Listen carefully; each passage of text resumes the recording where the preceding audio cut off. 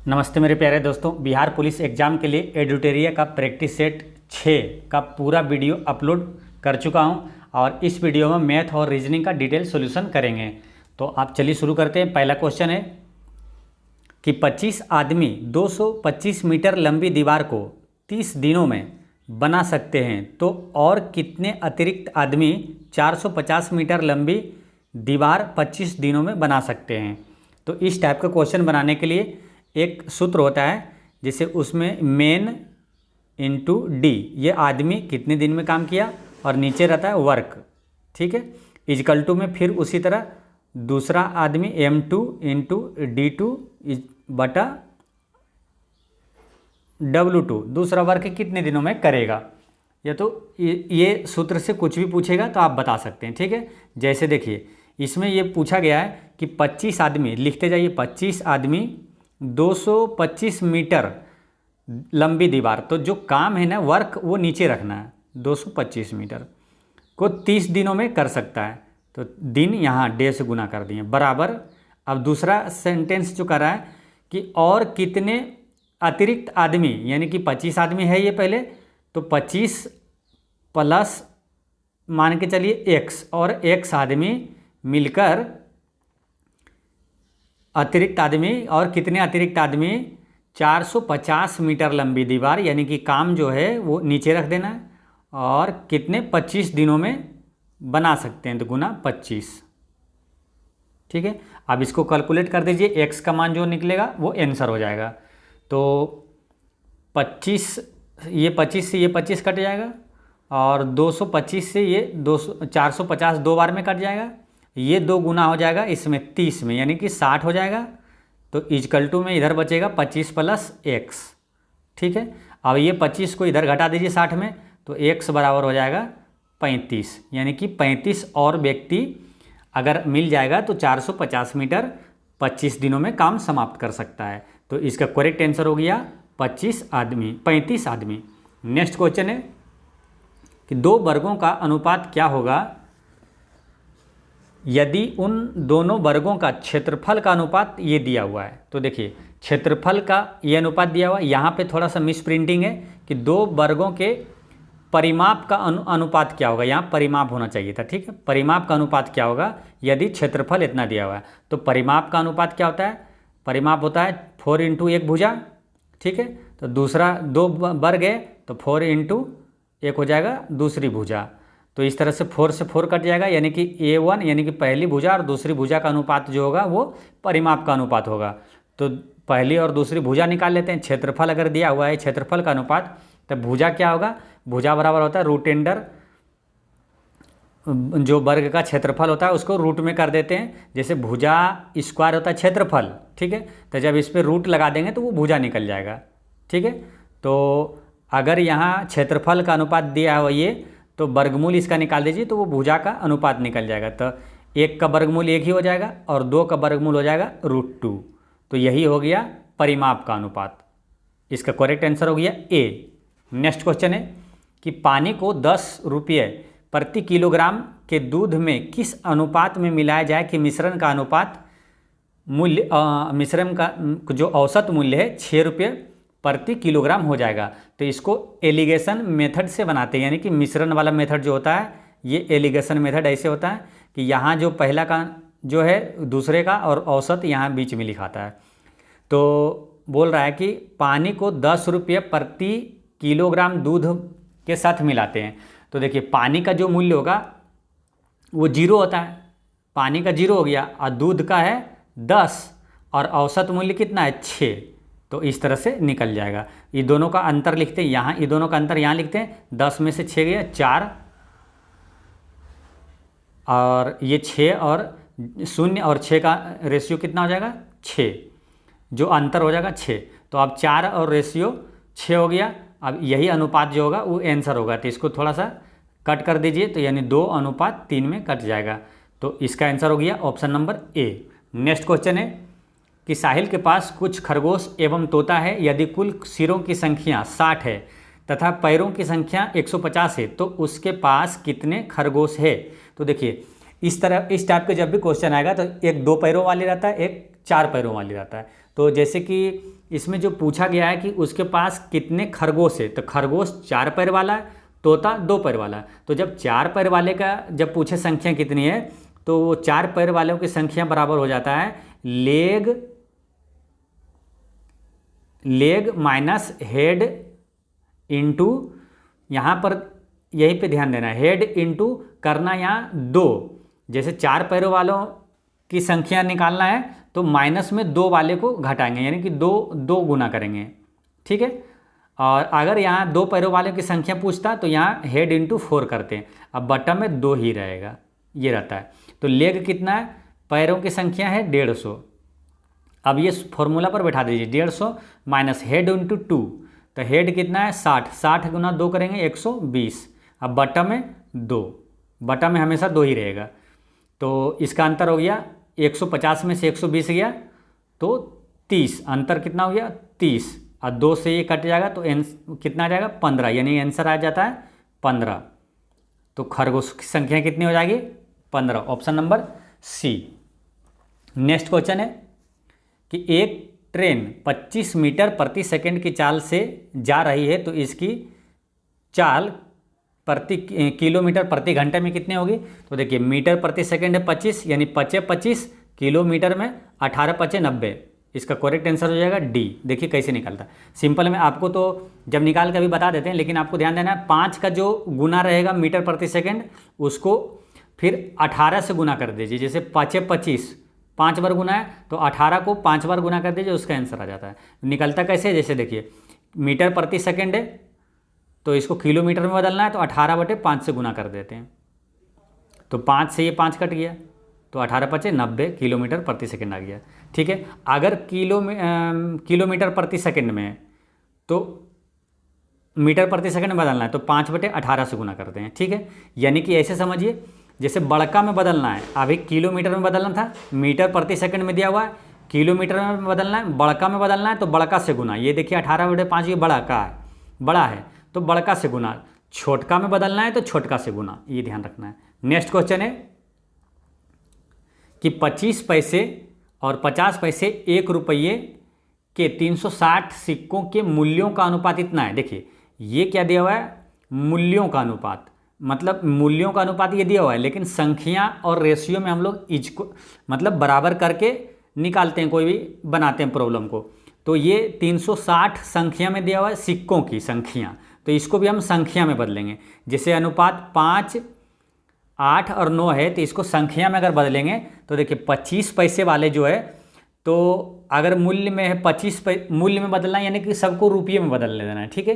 तो 25 पैसे वाले को कितना सिक्कों की संख्या की जरूरत पड़ेगी, तो 4, तो 4 सिक्के 25 पैसे वाले रहेंगे तभी 1 रुपये बनेगा। तो 4 से इसमें गुना करिए, 5 × 20, यानी सिक्कों की संख्या इसमें है 20। और 50 पैसे वाले 2 को जरूरत पड़ेगी, तो इसमें 8 में 2 से गुना कर दीजिए, 16। और रुपये वाले में तो 1 रुपये 1 से ही गुना करना है, तो यहाँ 9 हो जाएगा।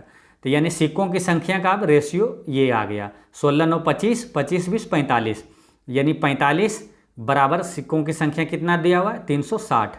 अब अनुपात 1 का मान यहाँ से निकाल लेंगे, 9 × 5 = 45 और 9 × 4 = 36। अब 5 से फिर 8, ये 8 बार में कट जाएगा, यानी कि वो अनुपात 1 बराबर हो गया 8, ठीक है। अब पूछा है कि 1 रुपये के सिक्कों की संख्या क्या है। अब सिक्कों की संख्या का रेशियो यहाँ है, तो अब 1 रुपये वाला कौन है, ये 9, तो 9 से गुना कर दीजिए, 9 × 8 = 72, इसका आंसर कितना हो गया 72। 1 रुपये के सिक्कों की संख्या कितनी है 72। नेक्स्ट क्वेश्चन है कि 150 मीटर लंबी ट्रेन, एक ट्रेन है 72 किलोमीटर प्रति घंटा की चाल से चल रही है और चलते हुए एक टनल को 50 सेकंड में पार करती है। तो देखिए टनल है, यानी कि एक लंबा पुल है, उसको पार करती है, तो टनल की लंबाई पूछ रहा है। तो देखिए ये दिया हुआ सेकंड, देखिए क्या होता है समय दिया हुआ, समय बराबर क्या होता है, समय दिया हुआ 50, समय बराबर दूरी बटे चाल। तो दूरी कितना है 150 मीटर ट्रेन है, अब प्लस में टनल की लंबाई, तो टनल की मान लेते हैं x, ये हो गया टोटल दूरी। तो दूरी बटा चाल, चाल कितना 72 किलोमीटर प्रति घंटा। तो 18 × 4 = 72, 18 से गुना करते 4 बार में, यानी 5 से गुना कर दीजिए, 5 × 4 = 20, यानी 20 मीटर प्रति सेकंड हो जाता है, ठीक है। अब यहाँ इसको इसमें गुना कर दीजिए तो 1000 हो जाएगा, और 1000 में ये 150 घट जाएगा तो 850 मीटर आंसर हो जाएगा। नेक्स्ट क्वेश्चन है कि भारत दौरे पर ऑस्ट्रेलिया के खिलाफ शुभम गिल ने अपने 7वें मैच में 128 रन की पारी खेली। इससे पहले उसके रनों का औसत इतना था, यानी कि 7वें मैच में 128 रन मारा। इसके पहले यानी बाकी जो 6 मैचों का औसत है वो है 73।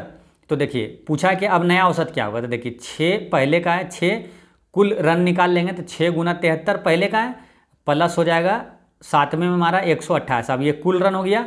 अब मैचों की संख्या कितनी हो गई 7, तो बटे 7, 7 से भागा देंगे तो आंसर निकल जाएगा। तो 6 गुना 73 प्लस 28 करेंगे, 7 से भागा देंगे, आंसर आ जाएगा 85 नहीं 80.85। देखिए आपको करके बता देते हैं।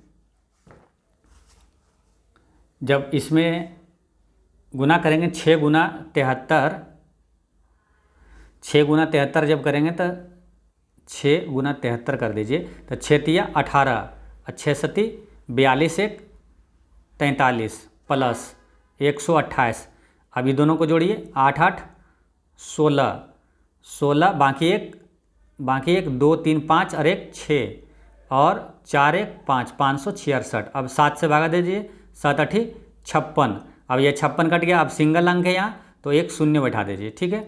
7 से नहीं कट रहा है इसलिए शून्य बैठाएगा। उसके बाद दशमलव, 7 8 फिर 56, फिर 7 5 35, यानी 80.85। इसका आंसर हो जाएगा सी।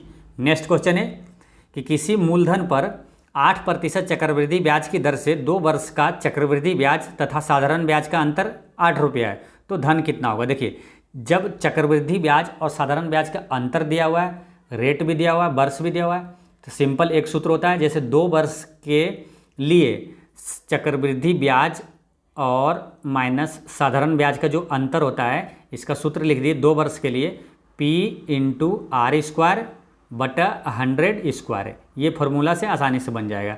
यहाँ अंतर दिया हुआ है, रेट भी दिया हुआ है, 100 स्क्वायर ये है ही, तो मूलधन निकल जाएगा। तो इसको बैठा के आराम से निकाल देते हैं। देखिए दोनों का अंतर कितना है, 8 रुपये।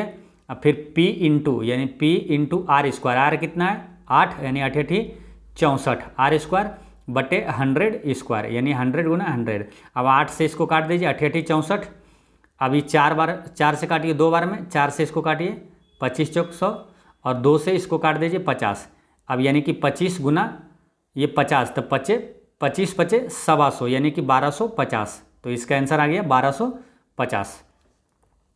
नेक्स्ट क्वेश्चन है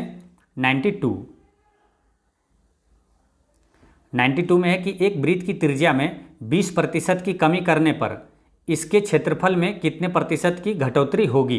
तो देखिए क्षेत्रफल क्या होता है, वृत्त की त्रिज्या यानी वृत्त का क्षेत्रफल क्या होता है, पाई आर स्क्वायर। तो ये पाई को नहीं लेते हैं, जैसे ए बी फॉर्मूला में बनाएंगे तो स्क्वायर लेंगे, यानी कि आर इंटू आर, यानी कि 2 लगातार वृद्धि होती है तो ए बी फार्मूला से बना लेते हैं। तो ए बी फार्मूला में होता है क्या, ए प्लस बी प्लस ए इंटू बी बटे 100, ठीक है। तो ये निकल जाता है कि कुल कितनी वृद्धि या तो घटोतरी हुई है। तो देखिए 20% कमी बताया, तो लिखिए माइनस में, कमी यानी माइनस, तो 2 बार लिखना है ए बी और फिर माइनस इंटू माइनस क्या हो जाएगा प्लस, यहाँ इंटू में लिखा था प्लस बी ए बी बटा 100। तो 100 से ये 0 0 कट जाएगा यानी कि प्लस में 4, ये 20 और 20 कितना है 40, तो माइनस में 40 और प्लस में 4, तो 4 में से 40 घट गया कितना हो जाएगा 36। तो 36% का क्या है, घटोतरी हुई है। नेक्स्ट क्वेश्चन है कि 215 संख्याओं का औसत निकालने पर 35 प्राप्त हुआ। बाद में पता चला कि एक संख्या को 54 के स्थान पर त्रुटि से 45 पढ़ लिया गया, तो सही औसत क्या होगा। देखिए क्या हुआ, 54 के स्थान पर गलती से 45 पढ़ लिया, तो जो ये औसत प्राप्त हुआ था तो इसमें क्या कम पढ़ा था, यानी कि रियल में क्या है ज़्यादा होना चाहिए, 54 होना चाहिए था, तो 54 है, यानी कि औसत जो 35 है इससे ज़्यादा होना है, तो आंसर 35 से ज़्यादा ही होगा, ये ध्यान रखना है।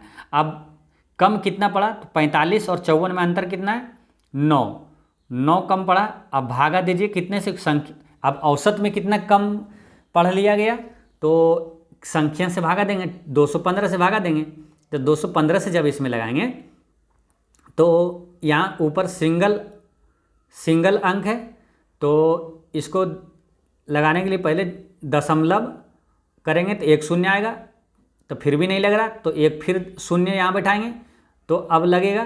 तो जब 0.035 में क्या होगा, 0.0 जुटेगा। तो 35 में 0 जो है दशमलव जीरो किस में जुट रहा है, यहाँ ऑप्शन नंबर डी में। 35 में दशमलव जीरो किस में जुट रहा है, डी में। आंसर डी हो गया। नेक्स्ट क्वेश्चन है कि यदि किसी आयत का विकर्ण और परिमाप क्रमशः 8 सेंटीमीटर और 24 सेंटीमीटर है तो इसका क्षेत्रफल क्या होगा। तो देखिए क्या है कि विकर्ण आपका दिया हुआ, आयत का विकर्ण क्या होता है, रूट अंडर लंबाई स्क्वायर प्लस चौड़ाई स्क्वायर, ये बराबर दिया हुआ है आपको 8। और परिमाप दिया हुआ है, परिमाप क्या होता है, 2 इंटू लंबाई प्लस चौड़ाई बराबर दिया हुआ है 24। देखिए यहाँ L square plus B square बराबर कितना निकल जाएगा, दोनों तरफ स्क्वायर करेंगे तो 8 8 64 निकल जाएगा, ठीक है। और यहाँ एल प्लस बी यानी लंबाई प्लस चौड़ाई बराबर कितना निकल जाएगा, 12, 2 से काट देंगे 12।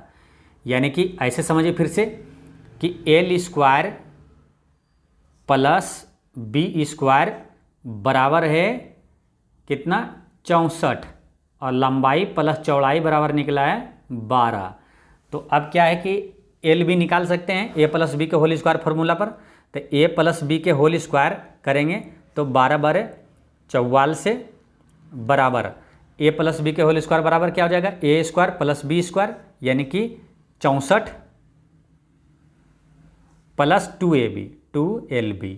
अब देखिए ये 64 इसमें घटा दीजिए 144 में, तो 2lb बराबर कितना हो जाएगा, 8 6 14 यानी कि 80, ठीक है। अब यहाँ एल भी निकालना है, लंबाई गुना चौड़ाई होता है क्षेत्रफल आयत का।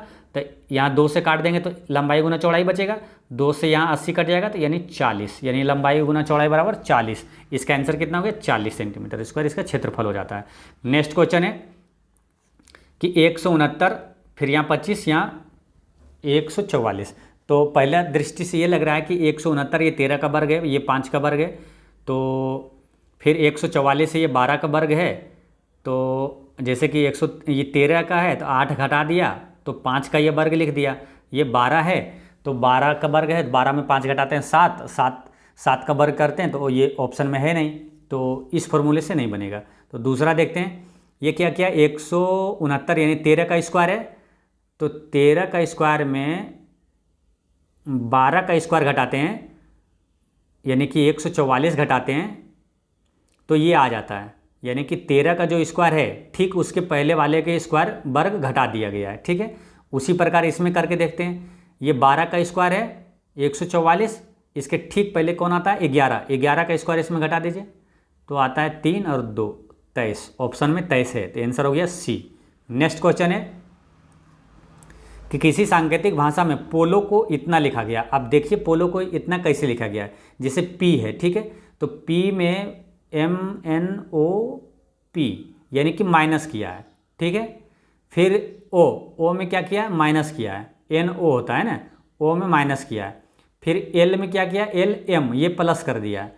फिर ओ में क्या है, OP ये प्लस कर दिया, यानी पहले 2 में माइनस किया है, ठीक है।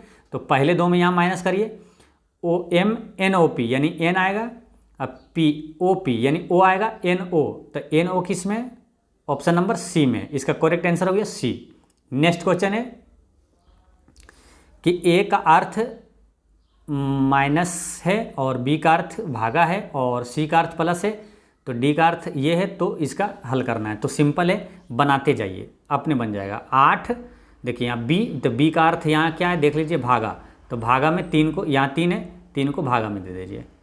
अब आगे क्या है, सी का अर्थ क्या है, प्लस, तो यानी कि प्लस 24 हो जाएगा। फिर आगे क्या, ए का अर्थ क्या, माइनस, तो माइनस कितना हो जाएगा 12, ठीक है। अब यहाँ डी का अर्थ क्या है, गुना, तो गुना में कितना है 2 कर दीजिए। अब बनाए यहाँ 3 से ये कट गया, 3 6 18 यानी 6। अब क्या हो गया, 24 6 30, 30 में से ये 12 दूनी 24 घट गया, तो 30 में से 24 गया 6, इसका आंसर हो गया सी। नेक्स्ट क्वेश्चन है, देखिए बी का 2 यानी बी कौन से स्थान पर है, दूसरे स्थान पर, जे किस स्थान पर है, 10वें स्थान पर है, और क्यू 17वें स्थान पर है। उसी प्रकार ई कितवें स्थान पर है, 5वें स्थान पर है, और ये 8 कितने 8वें स्थान पर कौन आता है, एच, तो इसका आंसर हो जाएगा 5H। कहाँ है? डी में। नेक्स्ट क्वेश्चन है, आराम आराम से समझते जाएंगे दोस्तों। जहाँ भी समझ में नहीं आएगा तो आप कमेंट में लिखिएगा, ये क्वेश्चन फिर से बताना है, या तो क्यों समझ में नहीं, हम कमेंट में बताएंगे, या तो नेक्स्ट टाइम कभी भी ऐसा सॉल्यूशन आएगा तो आपको अच्छे से और बताएंगे। कि दर्पण के माध्यम से घड़ी में समय देखने पर इतना 3:15 दिखाई देता है, तो सही समय क्या हुआ? सिंपल क्वेश्चन है। जब भी दर्पण में टाइम दिया हुआ है तो सही समय पूछे तो जोड़ के 12 पूरा देना है, जोड़ के 12 बजा देना है। यानी 3 है, यहाँ 3 में 8 जोड़ेंगे 11, और 15 मिनट है यानी 45 मिनट जोड़ देंगे तो कितना हो जाएगा? 11 1 12, यानी जोड़ के 12 पूरा देना है, वही आंसर हो जाता है। आंसर सी हो गया। नेक्स्ट क्वेश्चन है कि कोई भी कुत्ता बिल्ली नहीं है और सभी बिल्लियाँ चटाई है। तो इस टाइप के क्वेश्चन में क्या, जो पहले सभी वाला है ना, वो वाला लाइन को पहले बनाना है। जैसे सभी बिल्लियाँ चटाई है, पहले ये बनाना है। देखिए, सभी बिल्लियाँ चटाई है, चटाई है। अब इसको देखना है, कोई भी कुत्ता बिल्ली नहीं है, तो कोई भी कुत्ता जो है, ये कुत्ता बिल्ली नहीं है। यहाँ बिल्ली यहाँ नहीं होना चाहिए, इसके बारे में जिक्र कर दिया है कि यहाँ ये कोई भी कुत्ता जो है यहाँ बिल्ली नहीं होना चाहिए। अब आगे देखते हैं क्वेश्चन में क्या कह रहा है। निष्कर्ष में है कि कुछ कुत्ते चटाई हैं, तो कुछ कुत्ते चटाई हैं, इसके बारे में कोई भी कन्फर्म जानकारी नहीं है। ठीक है, तो ये गलत हो जाती है, क्योंकि इसमें निष्कर्ष जो भी है कन्फर्म निकालना है, तो ये गलत हो गया। सभी कुत्ते चटाई हैं, तो कुत्ते के बारे में चटाई के कोई रिलेशन नहीं दिया है, तो ये भी गलत हो गया। तो इसका आंसर हो जाता है क्या? डी। ऑप्शन नंबर डी हो जाता है, ना तो 1 और ना ही 2। ठीक है, इसका आंसर हो गया डी। तो दोस्तों, इस तरह मैथ और रीजनिंग का सॉल्यूशन होता है समाप्त। कल की वीडियो में मैंने एक क्वेश्चन पूछा था आपसे कि हरिप्रसाद चौरसिया का संबंध किससे है, तो इसका आंसर है बांसुरी वादक है। ठीक है, वो बांसुरी से संबंधित है। आज का क्वेश्चन है कि ओजोन संरक्षण दिवस कब मनाया जाता है। इसका आंसर आप कमेंट में दीजिएगा, और कोई भी डाउट हो तो कमेंट में पूछिएगा।